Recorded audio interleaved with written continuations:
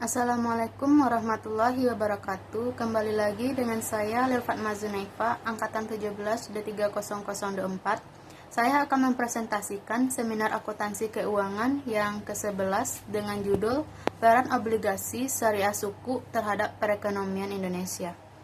Obligasi syariah suku secara umum, obligasi yang dikutip dalam literatur merupakan instrumen hutang yang mengharuskan penerbit, disebut juga debitur atau peminjam, untuk membayar kembali kepada pemberi pinjaman atau investor sejumlah yang dipinjam ditambah bunga selama beberapa periode tertentu. Sedangkan obligasi dalam pasal 1 Keputusan Republik Indonesia menyebutkan bahwa obligasi adalah sejumlah jenis saham yang berupa surat pengakuan hutang atas pinjaman uang masyarakat dalam bentuk tertentu. Selanjutnya, jangka waktu paling sedikit 3 tahun dengan menjanjikan bunga imbalan yang sejumlah dan pembayarannya telah ditentukan sebelumnya oleh emiten.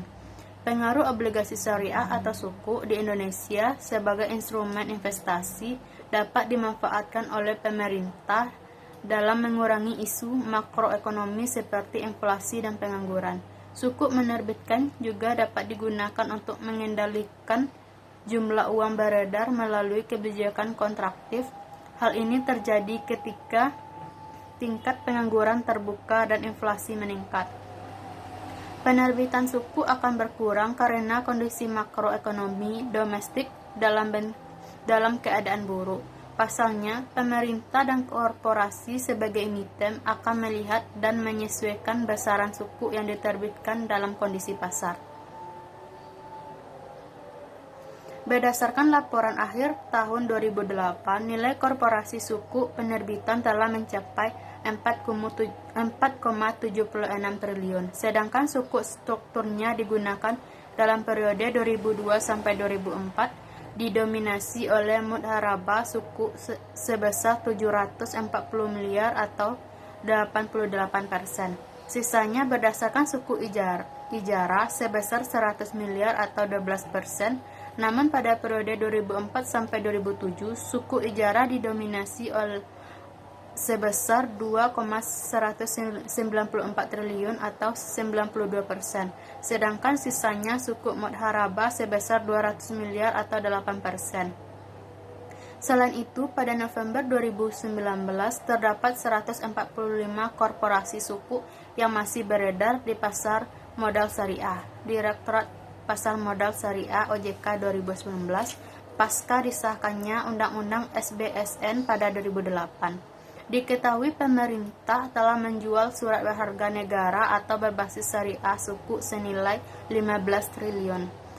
Pemerintah pertama suku diterbitkan pada awal semester 2008, yang mana penerbitannya dibagi menjadi 2, dipublikasikan di dalam negeri dan dipublikasikan di pasar internasional. Suku penerbitan hanya berdampak pada pertumbuhan ekonomi dan pengangguran terbuka. Pasalnya, suku merupakan instrumen investasi yang ditunjukkan untuk membangun infrastruktur yang pada akhirnya dapat membuka lapangan kerja baru, sehingga bisa mengurangi pengangguran. Suku tentunya menunjukkan bahwa instrumen keuangan syariah telah menjadi salah satu penting instrumen dalam keuangan negara, terutama terkait dengan kebutuhan pasar untuk memenuhi likuiditas dan meningkatkan investasi serta mendistribusikan berbagai risiko keuangan. Metode penelitian menggunakan pendekatan kuantitatif, teknik pengumpulan data panel. Kesimpulan, pembiayaan pembangunan nasional melalui suku lebih baik jika dibandingkan dengan hutang langsung. Hal ini dapat dilihat dari sudut pandang kesetaraan antara bangsa dan kedaulatan negara. Jika melalui hutang bangsa, besar kemungkinan negara donor membutuhkan berbagai ketentuan yang dapat merugikan Indonesia. Selanjutnya ada konsekuensi jika terus melakukan hutang secara langsung, maka posisi Indonesia akan sedikit lebih rendah dalam diplomasi internasional karena memiliki cap sebagai negara penghutang. Hal ini tentu berbeda jika negara menggunakan suku. Kesetaraan hubungan antara Indonesia dan investor semakin terlihat.